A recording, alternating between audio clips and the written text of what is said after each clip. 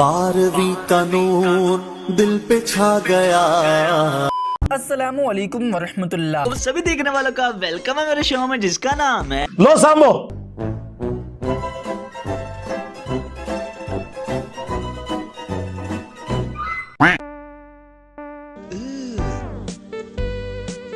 Brother, what's that? What's that, brother?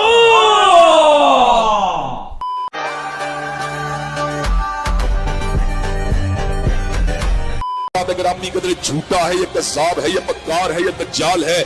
Bukhari में एक तरीक मौजूद है, उसमें अल्फाज है, नबी इस्लाम ने कहा कि मुझे बताओ ये कहां लिखा हुआ है, तो उन्होंने कहा ये आपका नाम फला जगह है। तो आपने अपने मुबारक हाथों से उस पर लकीर फेरी और अपने हाथों से लिखा मोहम्मद बिन अब्दुल्ला। ये अल्फाज है बुखारी में।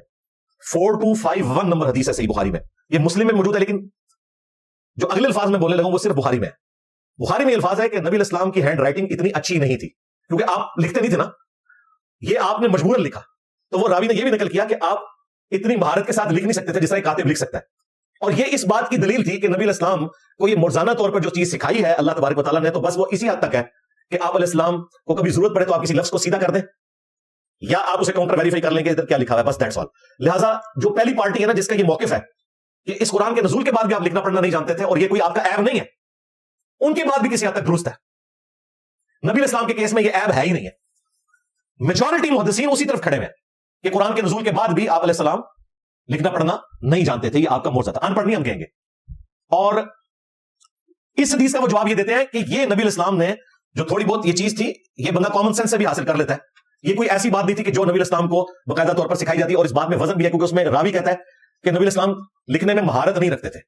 ये इस बात का सबूत है कि नबी इस्लाम लिखना पढ़ना नहीं जानते थे। जिन लोगों का ये मौकिफ है वो भी अपनी जगह पर दुरुस्त है।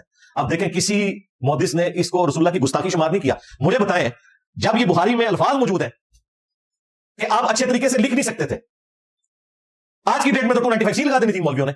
और मैं देख रहा हूं मौलवी हदीसें बयान कर रहे हैं, वो लाहौर का छोटू मौलवी है ना, उसने हदीस बयान की बुखारी मुस्लिम से, लेकिन ये वाला तरीका उसने स्किप कर दिया। उसने ना बुखारी में से दूसरी सनद उठाई। उसे पता था अगर मैंने ये वाली सनद बताई, अच्छा बाकियों के नंबर बताता जा रहा है, जब ये हदीस आई है ना तो उसका ये वाला नंबर नहीं बताया, बाकी तुरंत बताए, ये नहीं बताए क्योंकि उसके अकीदे के खिलाफ जा रहे थे। सही बुखारी के अंदर इमाम बुखारी 2699 2699 नंबर हदीस लेके आए। इसके अलावा एक और हदीस सही बुखारी में 3053 नंबर मौजूद है। और फिर सही मुस्लिम के अंदर भी यही हदीस जो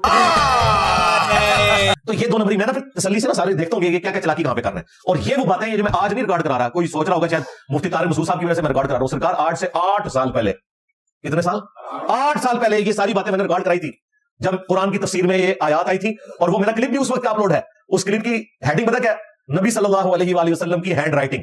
आप यूट्यूब पे जाके टाइप करें, 8 साल पुराना क्लिप खुल जाएगा। उसमें मैंने यही हदीस बयान की है बुखारी की, और ये सारे अल्फाज उसमें बयान किए हैं। लेकिन चूंकि आज एक टॉपिक था मैंने इसे रिपीट किया।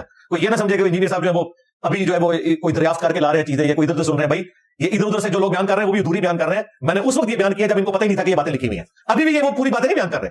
वो वाला तरीका नहीं उसने बयान किया कि नबी इस्लाम की हैंड राइटिंग खूबसूरत नहीं थी, वो अच्छे तरीके से नहीं लिख सकते थे। ये आपका ऐब नहीं था, ये आपकी खूबी थी कि वाकई अल्लाह ताला ने आपको इस एतबार से मुर्जाना तौर पर ये क्वालिटी दी हुई थी ताकि काफिर आपके हवाले से किसी शक में मुब्तला ना हो जाते। वरना तो आपके घर में भी कोई लिखा हुआ है नुस्खा मिलता तो लोग कहते हैं ये तो हुजूर ने खुद लिखा हुआ है। वो लोगों को ये भी पता चल गया कि आप अलैहिस्सलाम अगर लिखते भी तो इस किस्म की हैंड राइटिंग जो कातिब लिख सकता है वो आप नहीं लिख सकते थे। ये अल्लाह ताला ने आपको मुर्जा दिया था। तो बंदा मोमिन जब दुनिया में होता है उस वक्त भी अल्लाह उसको रूहानी ताकत अता करता है। और जिस वक्त दुनिया से इंतकाल फरमा जाता है तो दुनिया से इंतकाल करने के बाद उसकी रूहानी ताकत और ज्यादा बढ़ जाती है। जिस बंदे से जिंदगी में मदद मांगी जा सकती है, फरमाया फौत होने के बाद ही उसे मांगी जा सकती है। कमाल है, लोगों ने ड्रामा बनाया हुआ है, नहीं मांगना चाहिए था। क्यों नहीं मांगना चाहिए था? तो फरमाया जब अपने मजार में चला जाए तब वो बंदों की ज्यादा मदद करता है। दुनिया में रह के वो मदद थोड़ी करता है, कब्र में जाकर ज्यादा करता है। भला कौन बेकरार की इल्तिजा कबूल करता है जब वो उससे दुआ करता है, और कौन उसकी तकलीफ को दूर करता है, और कौन तुमको जमीन में अगलों का जानशी बनाता है? ये सब कुछ अल्लाह करता है। तो क्या अल्लाह के साथ कोई और माबूद भी है? हरगिज नहीं, मगर तुम बहुत कम गौर करते हो। भला कौन तुमको जंगल और दरिया के अंधेरों में रास्ता बताता, और कौन हवाओं को अपनी रहमत के आगे खुशखबरी बनाकर भेजता है? ये सब कुछ अल्लाह करता है। तो क्या अल्लाह के साथ कोई और माबूद भी है? हरगिज नहीं। ये लोग जो शिर्क करते हैं, अल्लाह की शान उससे बुलंद है।